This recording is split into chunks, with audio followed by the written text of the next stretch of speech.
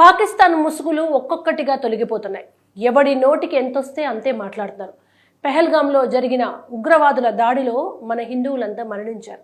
మన బాధలో మనం ఉంటే ఇంకా రెచ్చగొట్టే వ్యాఖ్యలు, యుద్ధానికి సై అంటూ కాలు దువ్వుతున్నారు. ఏం చూసుకుని అంత మదమో అర్థం కావట్లేదు. అయితే ఇందులో ఇద్దరు వ్యాఖ్యలు మాత్రం హిందువుల రక్తాన్ని మరిగిస్తోంది. హిందువులే కాదు, భారతదేశం మాదని భావిస్తున్న ముస్లింలు కూడా అంతే కోపానికి వస్తున్నారు. ముఖ్యంగా ఖవాజా ఆసిఫ్ రక్షణ శాఖ మంత్రి ఎట్టకేలకి ఇన్ని రోజులు దొంగ తిరుగుడంతా తిరిగి మేము అసలు ఉగ్రవాదుల్నే పోషించట్లేదని అబద్ధం అంటారు. ప్రపంచానికి అంతా తెలుసు ఉగ్రవాదుల్ని పెంచి పోషిస్తుంది పాకిస్తాన్ నా కొడుకులే అని.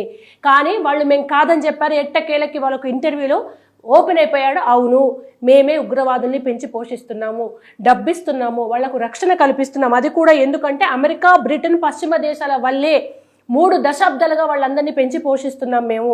కానీ తప్పు చేశామేమో అని పైగా ఇవన్నీ చెప్పి ఈ ఉగ్రవాదులు ఈ కుక్కల్ని పెంచి పోషిస్తున్నామని చెప్పి ఇప్పుడు తప్పు చేశాము, మేము నష్టపోతున్నాం దానివల్ల అని దొంగ ఏడుపులు ఏడుస్తున్నారు.